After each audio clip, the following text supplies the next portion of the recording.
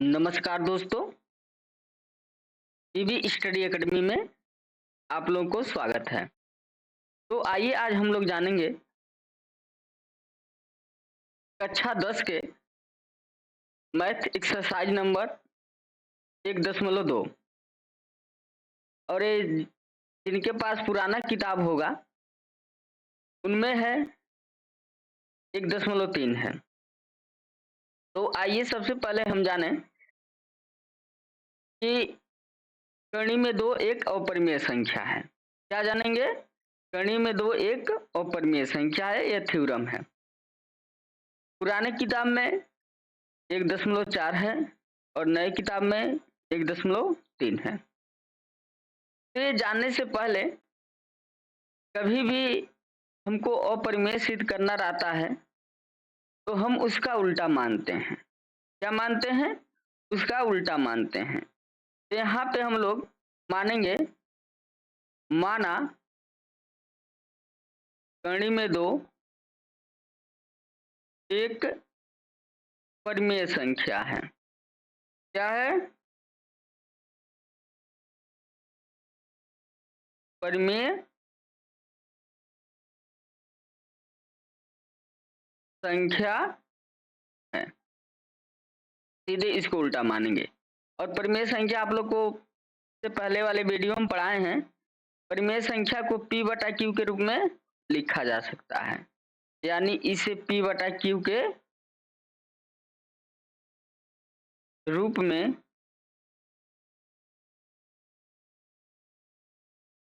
लिखा जा सकता है। यहाँ तक कोई दिक्कत नहीं हुआ। अब देखिए P/Q के रूप में लिखा जा सकता है जहाँ P, Q एक क्या है? गुणांक है, गुणांक है और Q बराबर 0 नहीं है, यानी Q इक्वल नॉट टू 0। ठीक है। और दोनों में किसमें? P तथा Q में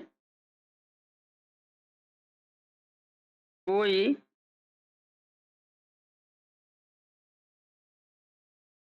उभयनिष्ठ गुणनखंड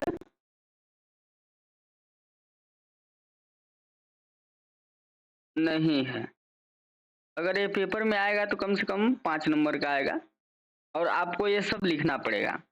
वैसे ये तो याद करने वाला चीज नहीं है, समझने वाला चीज है। देखिए P/Q बराबर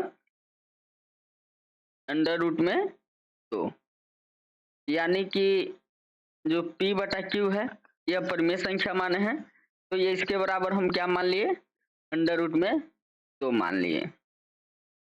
अब देखिए यहाँ पे क्या हो जाएगा?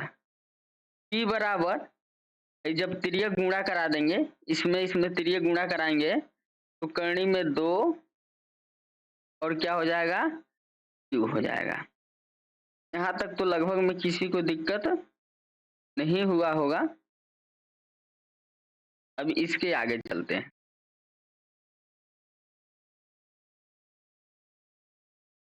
देखिए अब दोनों पक्षों को वर्ग कर दें। क्या कर दें? दोनों पक्षों को वर्ग करने पर देखिए वर्ग करेंगे तो P का वर्ग बराबर अंडर रूट 2 और Q का वर्ग कर देंगे। P का वर्ग P ही होगा और अंडर रूट 2 का वर्ग क्या होता है? 2 और Q का वर्ग हो जाए। अब देखिए यहाँ पे P स्क्वायर बटा 2 हो गया और इधर Q स्क्वायर हो गया। अब देखिए एक बात इधर जान लीजिए, यदि कोई संख्या इसके स्क्वायर को क्या करता है? डिवाइड करता है, यानी उससे कटता है, तो उसको भी काटेगा। क्या है? उसको भी काटेगा। यदि कोई संख्या स्क्वायर को डिवाइड करता है तो वही संख्या पी को भी काटेगा। जैसे मान के चलिए 5 का स्क्वायर 25, 5 का स्क्वायर क्या होता है 25 होता है। मान के चलिए यदि 5 के स्क्वायर को काट रहा है तो 5 को भी काटेगा। इसे मान के चलिए कि 10 के स्क्वायर को हम 2 से काट रहे हैं तो 10 को भी हम 2 से काट सकते, कोई दिक्कत। यानी कि मान के चलिए कि 20 का स्क्वायर 400 है, इसको हम 5 से काट रहे हैं तो 20 को भी हम क्या कर सकते हैं 5 से काट सकते हैं। यदि कोई संख्या उसके स्क्वायर को काट रहा है तो उस संख्या को भी काटेगा। तो मान के चलिए कि पी क्या है पी स्क्वायर 2, यानी पी स्क्वायर को 2 काट रहा है तो पी को भी काटेगा, ठीक है ना। पी स्क्वायर को, चलिए इस स्टेप को हटा देते हैं, देखिए तो लिख ही देते हैं। पी स्क्वायर कामा 2 से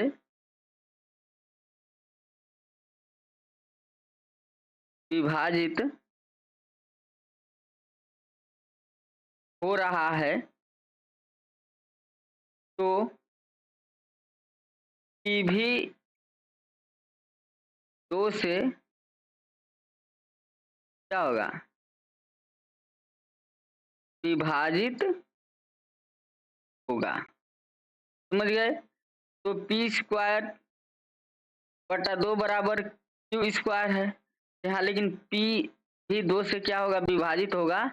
यहाँ पे हम K1 मान लेते हैं, क्या मान लेते हैं, कोई अंक आएगा ही K1, K1 एक पूर्णांक है, लिख दीजिएगा K1 एक पूर्णांक, क्या है K1 एक पूर्णांक है। अब अगला पेज लेते हैं, K1 क्या है एक पूर्णांक है। यहाँ तक किसी को दिक्कत नहीं हुआ होगा। K1 आपका क्या हो गया एक पूर्णांक हो गया। इसको समीकरण में भी बना लिया जाए, नहीं तो बाद में चल करके दिक्कत होगा। देखिए तो हम समीकरण बना लें, इसको हम क्या बना लें समीकरण एक, ठीक है ना। और उसके बाद मान के चलिए कि यहाँ जो है इसको हम समीकरण बना लें तो बना लें, ठीक है। अब देखिए अब हम क्या करें, वहां तो आपको आपका क्या आ गया K1 आ गया। अब P का मान, P का मान समीकरण एक में रखें। तो समीकरण एक क्या था इधर देख लीजिए, समीकरण एक यही है ना, पी स्क्वायर बटा 2 बराबर क्यू स्क्वायर। देखिए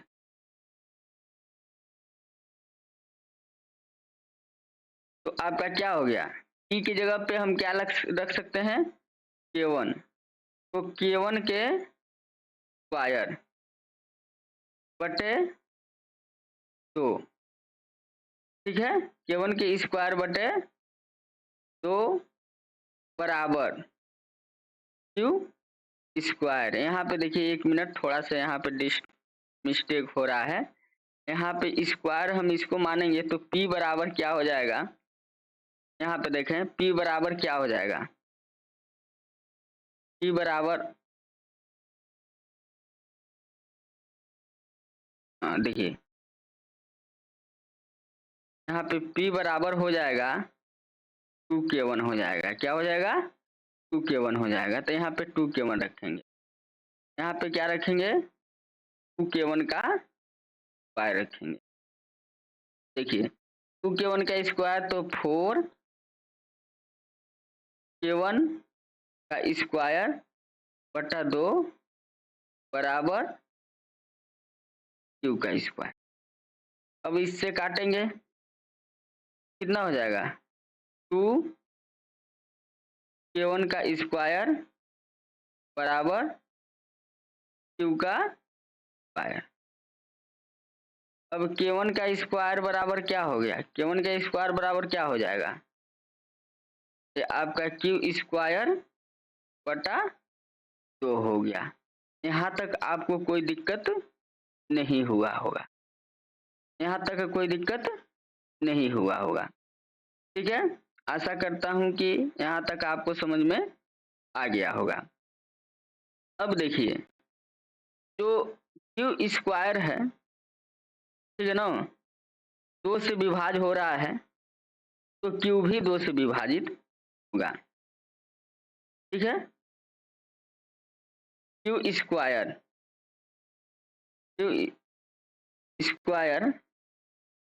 2 से क्या हो रहा है, विभाजित हो रहा है तो क्यू भी 2 से विभाजित होगा, विभाजित होगा, यह बता चुके हैं, विभाजित होगा। तो मान के चलिए क्यू जो 2 से विभाजित हो रहा है तो क्यू भी होगा, तो हमें यहाँ पे क्या रख दें, चलिए यहाँ पे नए सिरे से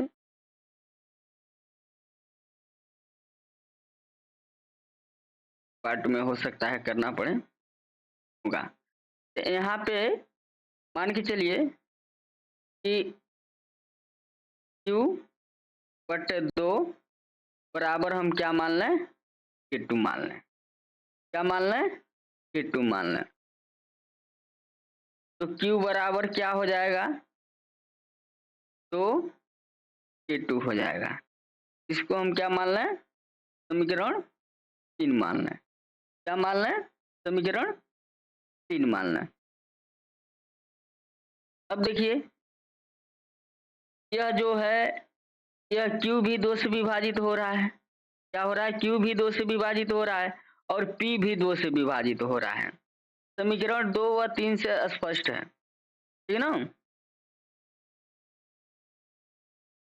समीकरण 2 व 3 से स्पष्ट है कि P तथा Q दोनों 2 से विभाजित हो रहे हैं, दोनों 2 से विभाजित हो रहे हैं कि नहीं हो रहे हैं। देखिए यहाँ Q भी 2 से विभाजित हो रहा है और यहाँ समीकरण 2 में देख लीजिए, समीकरण 2 में P भी 2 से विभाजित हो रहा है, यह 2 है, समीकरण ए भी क्या हो रहा है, 2 से विभाजित हो रहा है। तो यह स्पष्ट है कि दोनों क्या है, 2 से विभाजित हो रहे हैं। और इससे पहले हम क्या माने हैं, यहाँ देखिए हम माने हैं कि दोनों में कोई उभयनिष्ठ गुणनखंड नहीं होना चाहिए, लेकिन यहाँ 2 दोनों में है, क्या है, जो 2 है वह दोनों में है। देखिए P में भी है और Q में भी है, विभाजित हो रहे हैं। अतः इसलिए लिखे, इसलिए P तथा Q में तो उभयनिष्ठ गुणनखंड है कि नहीं, इस ए भी है, इसमें भी P में भी 2 से कट रहा है, Q में भी 2 से कट रहा है, तो 2 क्या है, उभयनिष्ठ गुणनखंड है। अतः यह हमारे कथन को गलत साबित कर रहा है, कर रहा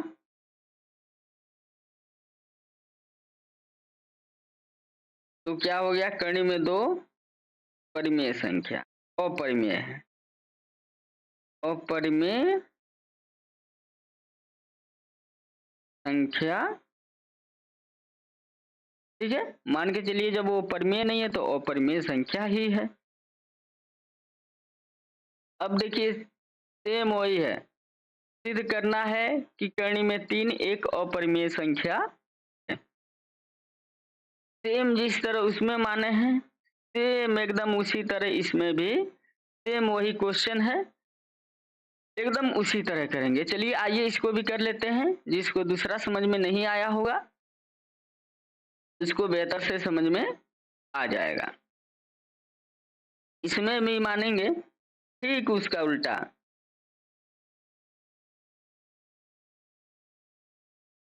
माना करनी में 3 एक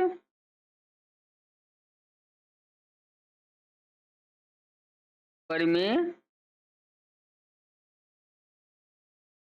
संख्या है, करनी में 3 एक परिमेय संख्या है। इसे क्या लिख सकते हैं, P बटा Q के रूप में लिखा जा सकता, P बटा Q के रूप में लिखा जा सकता। अब देखिए P बटा Q के हम रूप में जब हम लिख सकते हैं, इसमें भी P कामा Q एक क्या है, गुणांक है, क्या है, गुणांक है, जहाँ Q इक्वल टू नॉट 0 और P तथा Q में कोई उभयनिष्ठ गुणनखंड नहीं है। ठीक है ना, कोई उभयनिष्ठ गुणनखंड नहीं है। तो P बटा Q बराबर क्या हो गया, अंडर रूट में 3 हो गया। अब दोनों को क्या करें, दोनों पक्षों को वर्ग करने पर, क्या करने पे, वर्ग करने पर, दोनों पक्षों को जब हम वर्ग करेंगे, यह P बटा Q का वर्ग बराबर अंडर रूट में 3 का वर्ग।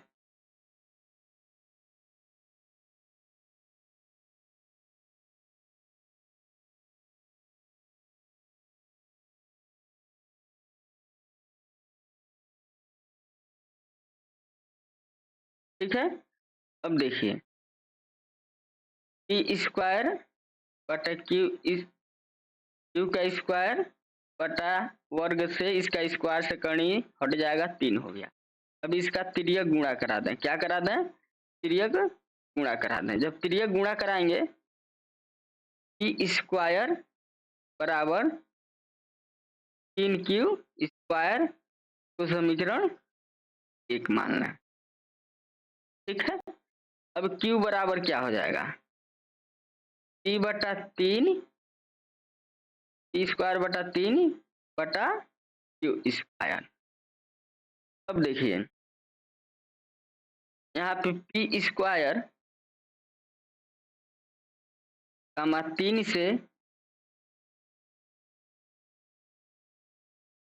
विभाजित हो रहा है, विभाजित हो रहा है, तो P भी 3 से विभाजित होगा।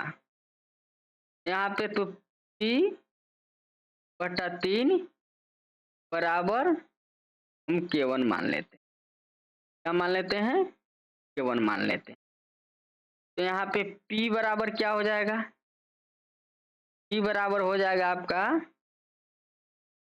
3K1।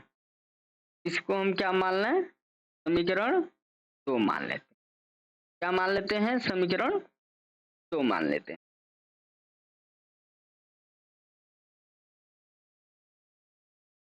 इसे हम क्या मान लेते हैं? समीकरण 2 मान लेते हैं। अब देखिए समीकरण यह 2 हो गया। अब P का मान समीकरण 1 में रख दीजिए। क्या है?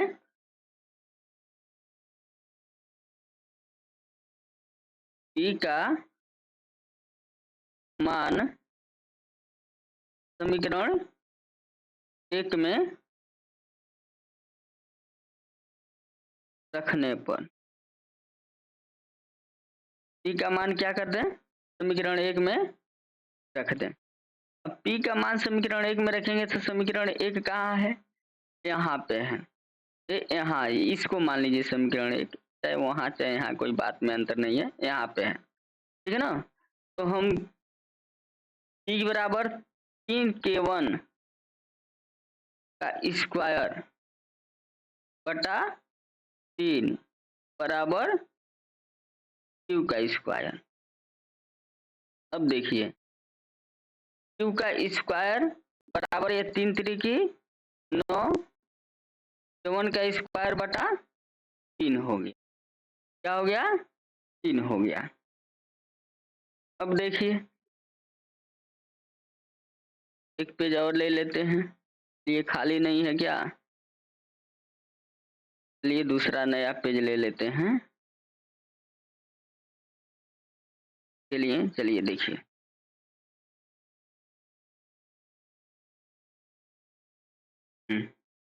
यहाँ पे यदि हमको दिखाना रहेगा तो यहाँ पे दिखा देंगे, ये कोई दिक्कत नहीं। आप इसको देख सकते हैं।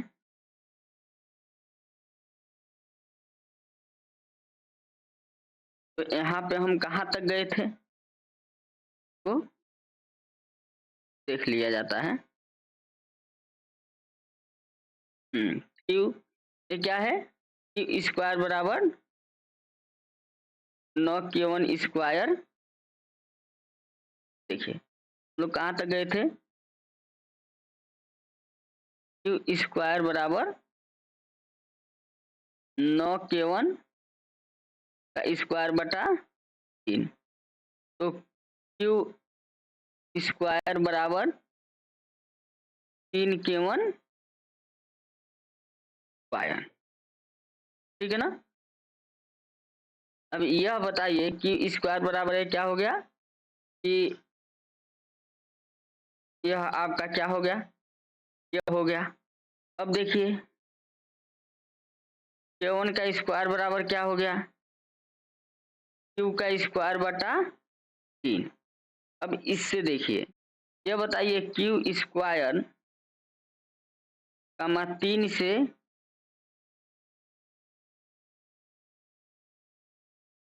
विभाजित हो रहा है, हो रहा है। तो Q भी 3 से विभाजित होगा। ये भी 3 से विभाजित होगा। तो यह Q बटा 3 बराबर K2। Q बटा 3 बराबर क्या हो गया? K2। Q बराबर क्या हो गया? 3K2। यह समीकरण 3 मान लीजिए। देखिए तो समीकरण 2 और 3 से स्पष्ट है। समीकरण 2 व 3 से स्पष्ट है P तथा Q दोनों में, P तथा Q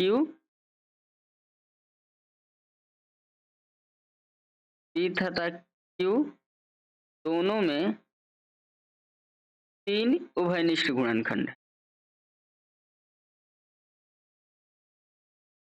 वनिष्ठ गुणनखंड है जो हमारे कथन को गलत कर रहा है। अतः कणी में 3 एक अपरिमेय